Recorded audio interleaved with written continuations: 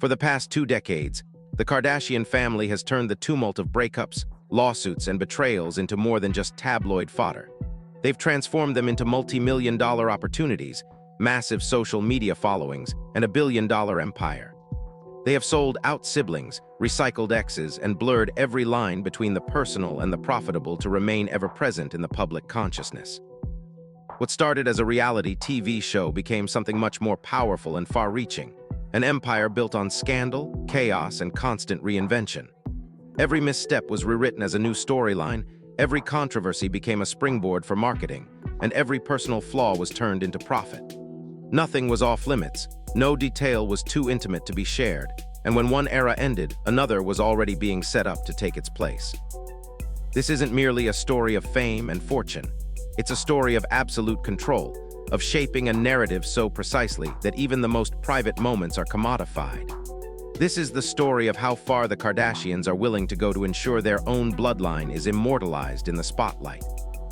In the 1970s, Kris Jenner was a 19-year-old newly engaged to Cesar Sanudo, a 31-year-old professional golfer. With her fiancé constantly traveling for work, Kris would often use his absence to indulge in an affair with Robert Kardashian. But one day, the unthinkable happened. Cesar came home early and caught them in the act. The shock of being betrayed so directly led to the immediate unraveling of their engagement. But the fallout didn't end there. $30,000 worth of Cesar's gold, equivalent to roughly $1 million in today's dollars, disappeared under mysterious circumstances. Just as quickly as the engagement was broken off, Kris and Robert began a relationship of their own. A few years later, they married, and together they had 4 children. However, Kris's old habits were hard to break. In the late 1980s, she began an affair with 23-year-old soccer player Todd Waterman, a relationship that spanned nearly 2 years. This affair continued in secrecy until one of Robert's friends caught Kris and Todd together, and in turn, he informed Robert. After hiring a private investigator to gather evidence, Robert uncovered the truth. With proof in hand, the marriage rapidly fell apart, and by early 1991, Robert filed for divorce, citing infidelity as the reason. As part of the divorce proceedings, Kris was subjected to a psychiatric evaluation, which allegedly painted her as narcissistic, manipulative, and pleasure-driven. This diagnosis would follow Kris for years and become a point of contention that many would later reference in discussions about her character. But as with every chapter in Kris Jenner's life, this period was quickly followed by yet another reinvention. Within just a few weeks of her divorce from Robert, Kris married Olympic gold medalist Caitlyn Jenner, and together they had 2 more children, Kendall and Kylie Jenner. By the late 1990s, the entire Kardashian-Jenner family, Kourtney, Kim, Khloé, Rob, Kendall, and Kylie, was living under the same roof. With so many children to raise, Kris was faced with the challenge of keeping things in order, and according to some of her children, she often used them to lighten her load. Khloé, at just 13 years old, was reportedly tasked with driving Kendall and Kylie to school. But the responsibility didn't end there. Khloé recounts being made to drive Kris around late into the night, often to party, even though Kris was already well past her prime as a party girl. One night, Khloé recalls, Kris drank too much and threw up on her. This was the beginning of a painful pattern for Khloé, being treated as lesser than her sisters, both in the eyes of the public and in her own family. For example, when Kourtney and Kim turned 16, they were each gifted brand new BMWs. But when it was Khloé's turn, Kris handed her the keys to an old, used Chevy Tahoe. Meanwhile, Kris treated herself to a brand new Mercedes. On Khloé's actual 16th birthday, a flatbed truck pulled up with a brand new Mercedes SL. But instead of gifting it to Khloé, Kris took it for herself and claimed, "I gave birth to you. I was treating myself." This treatment of Khloé was just the beginning of the long-standing familial dynamics that would continue to unfold throughout her life. It was a dynamic marked by favoritism, humiliation, and a lack of empathy, especially from the family matriarch. Kris's behavior seemed to perpetuate a cycle of self-centeredness, one that would continue to haunt Khloé, and which would be amplified by the ever-present cameras of Keeping Up with the Kardashians. Yet this was the price of fame, and Kris's children would learn early that in the Kardashian-Jenner world, everything, every relationship, every secret, every betrayal, was fodder for the machine. By the time the year 2000 arrived, Kim Kardashian was already embroiled in her first. Marriage: at just 19, she eloped with music producer Damon Thomas, a man 10 years her senior. The marriage, however, was short-lived, lasting just a few years. In 2003, Kim filed for divorce, claiming that Damon had been physically abusive and controlling, allegedly forcing her to drop out of college and quit her job.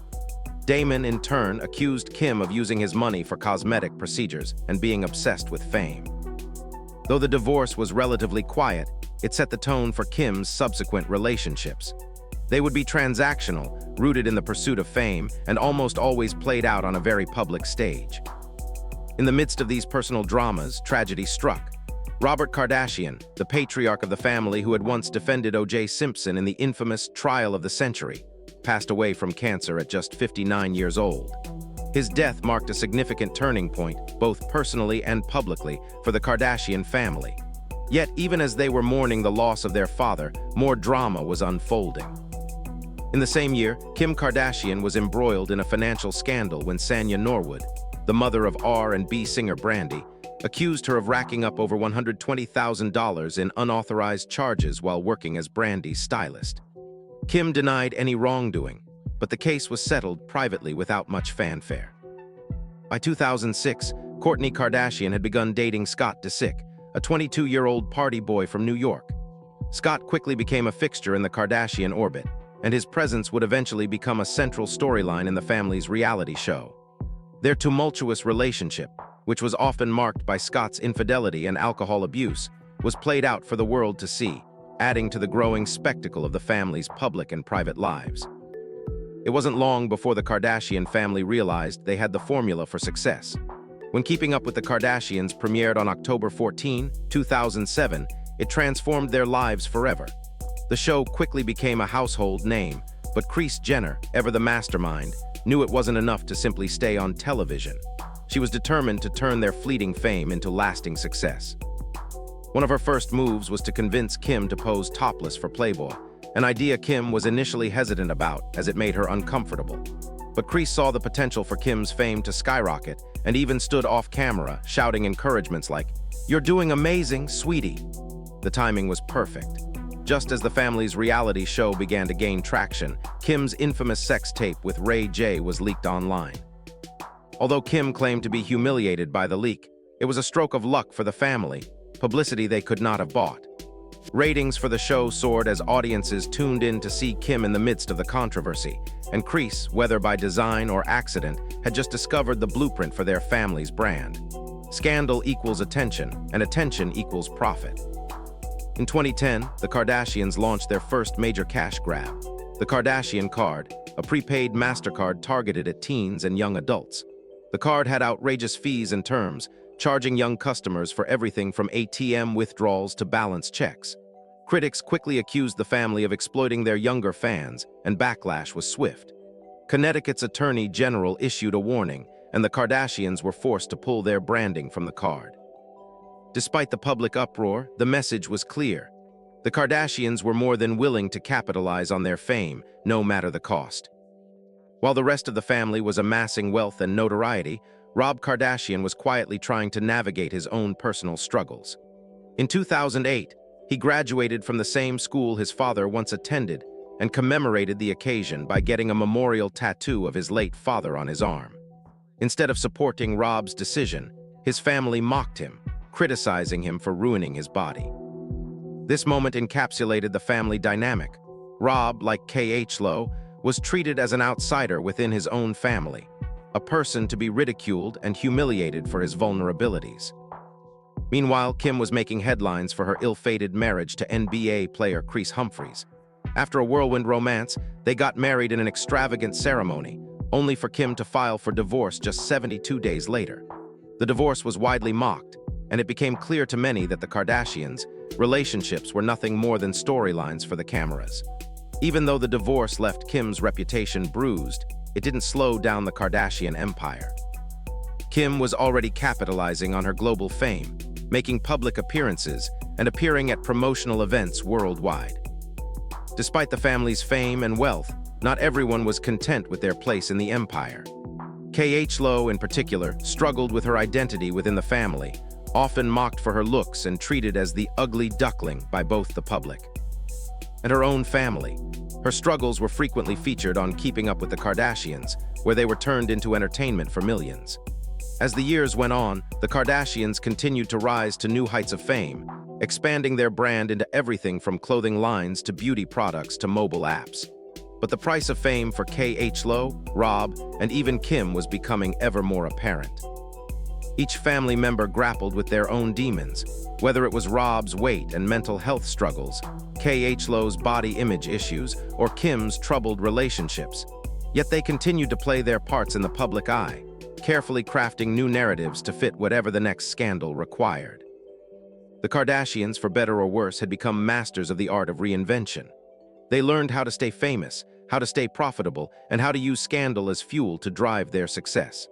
But the cracks in their facade were starting to show, and as each family member navigated their own struggles, the empire they built on chaos, drama, and scandal began to unravel, one headline at a time. By the year 2000, Kim Kardashian's personal life was already becoming as publicly scrutinized as her family's rise to fame. At just 19 years old, she married Damon Thomas, a music producer 10 years her senior. However, the marriage didn't last long.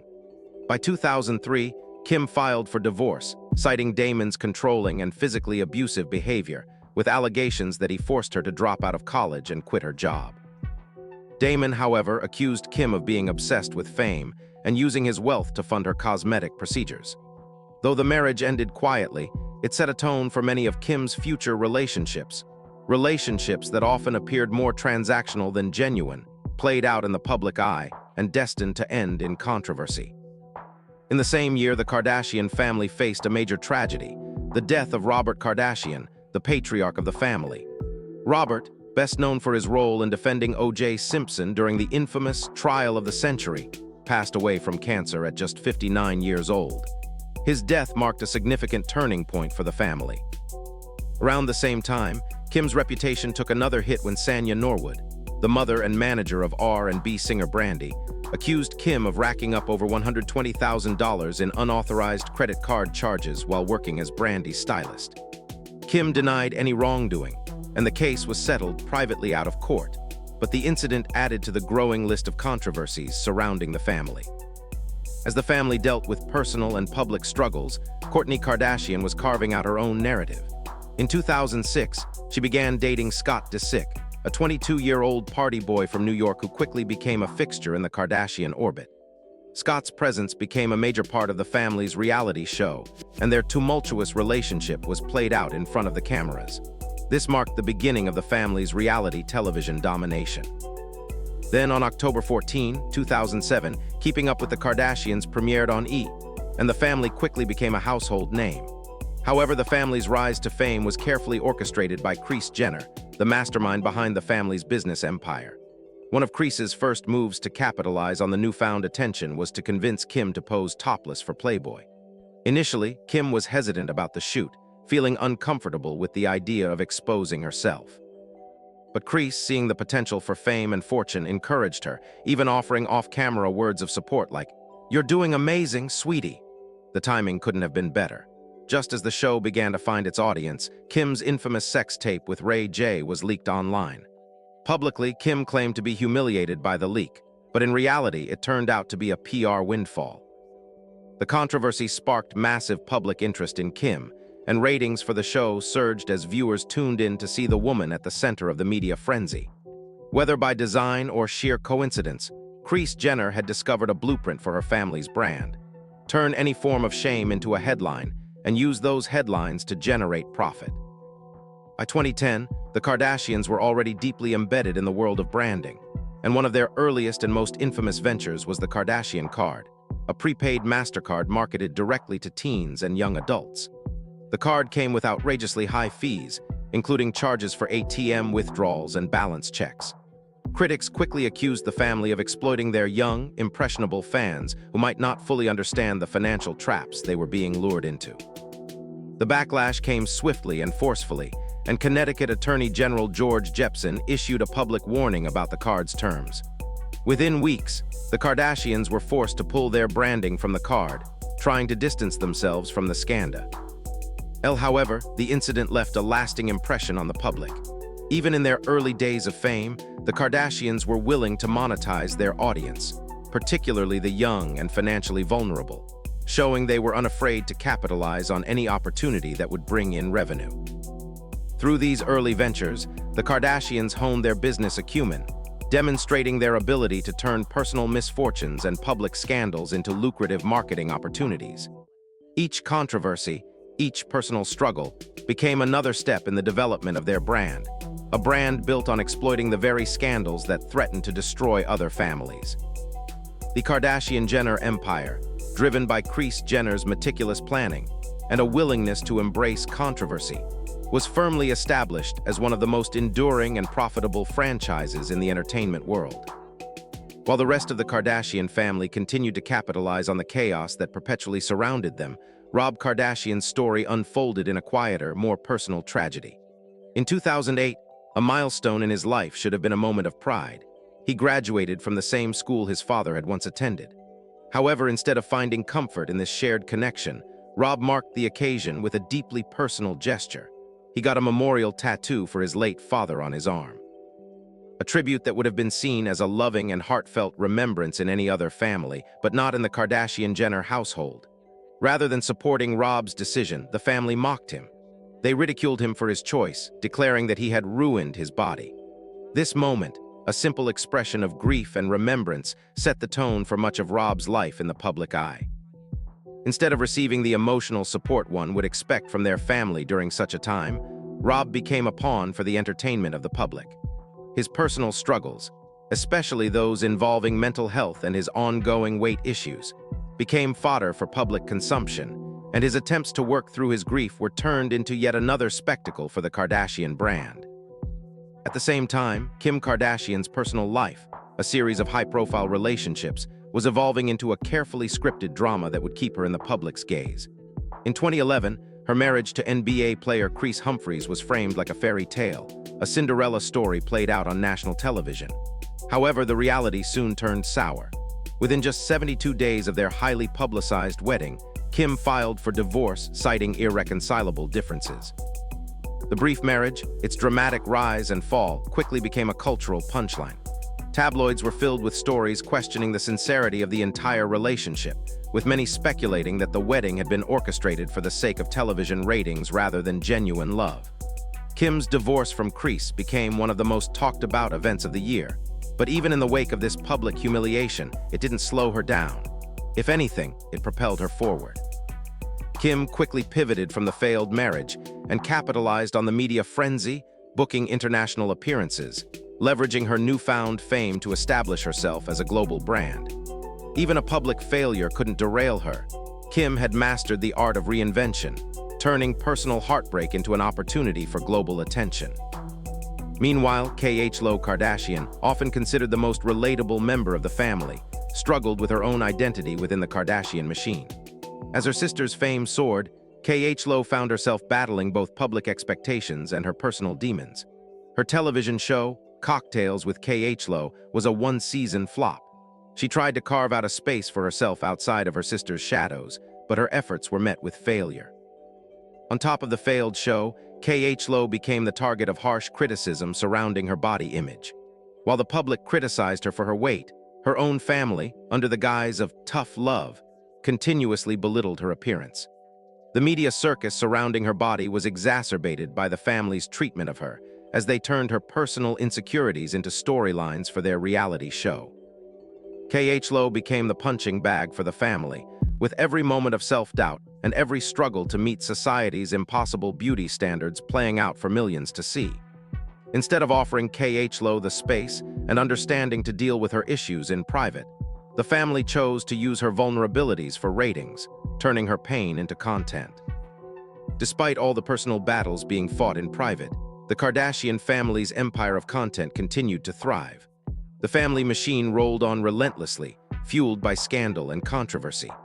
Their brand became a model of how to stay in the public eye, how to generate buzz, and how to turn every moment of their lives into marketable material. Each sister was given a distinct storyline to follow: Kim as the glamorous mogul, Kourtney as the business-savvy entrepreneur, Khloé as the rebellious, humorous one, and Kendall as the high-fashion model. Together, they formed a highly organized media empire, continuously churning out content. Every argument, every breakup, every new business venture, and even family drama became a product to be consumed by the masses. Nothing was too sacred to be turned into content. Even the most private aspects of their lives, marriages, divorces, breakups, and fights, were exposed for the world to see. But as their empire grew, so too did the cracks in the carefully constructed facade. The public, which had once been captivated by the Kardashians' brand of glamour and drama, began to question the authenticity of it all. The family's ever-growing popularity and dominance began to face increasing scrutiny. The appetite for their brand of manufactured spectacle waned, replaced by a growing desire for authenticity from public figures. What had once been fascinating, even mesmerizing, was starting to feel increasingly hollow. The world had begun to see through the veil, questioning whether the Kardashians were truly living their lives or simply performing for the cameras. It was clear that their empire wasn't built on a foundation of honesty or raw emotion, but on manipulation and strategy. Even as the world grew more skeptical, the Kardashians' brand showed resilience. They were quick to adapt to the shifting tides of public opinion, using every new controversy to fuel the next phase of their empire.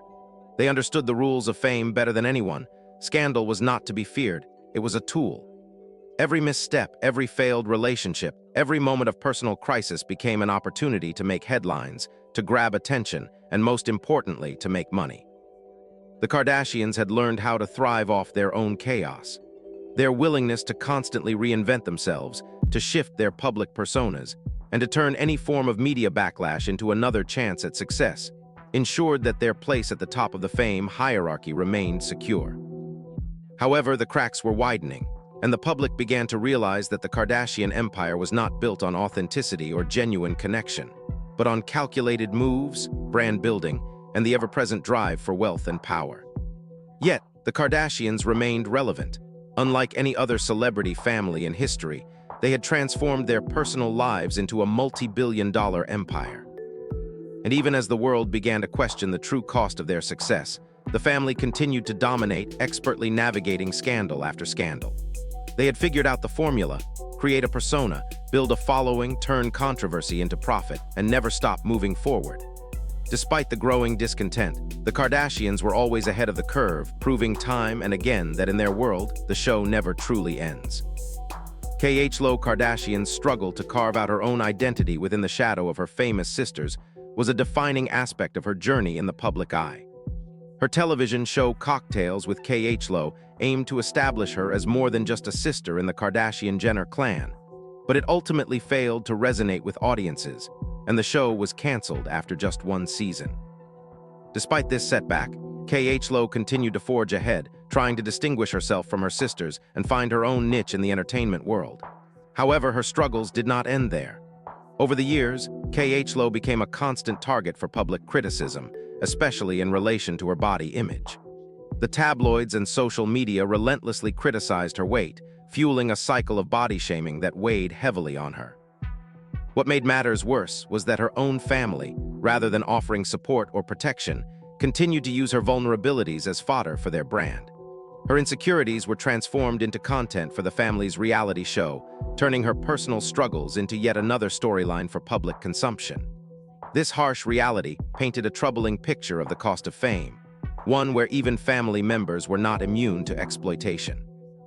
As the Kardashians' empire expanded, so did the relentless cycle of reinvention, scandal, and public consumption. The family had built an unshakable brand, one that was centered around their ability to remain in the public eye, often by capitalizing on controversy and turning every moment of dysfunction into a profit-making opportunity. Each sister had her own carefully curated storyline, but together they formed an unstoppable machine that churned out content for an ever-hungry audience. Every public breakup, every business venture, every personal scandal was molded into a spectacle that kept the public's attention firmly fixed on them. Despite their undeniable influence, however, cracks in the facade began to show. The bubble. Ike's fascination with the Kardashians, once insatiable, began to wane. A growing desire for authenticity and transparency in celebrity culture led to questions about whether the Kardashians could maintain their relevance in an era where social media influencers and internet personalities were becoming more relatable and less manufactured. The more the Kardashians tried to reinvent themselves, the more it became clear that the public was becoming disillusioned with the idea of fame that was entirely constructed for the sake of profit. Despite the decline in public interest, the Kardashian-Jenner family continued to thrive off the very chaos and controversy that had built their empire. Their ability to generate headlines, monetize their personal lives, and remain in the spotlight had created a level of fame that was unparalleled in modern celebrity culture. But as their fame grew, so too did the toll it took on their personal lives. Relationships were manipulated, private moments were shared with millions, and each rebrand or scandal seemed to come at a deeper emotional cost. The Kardashians had mastered the art of maintaining their place in the public consciousness, but at what cost?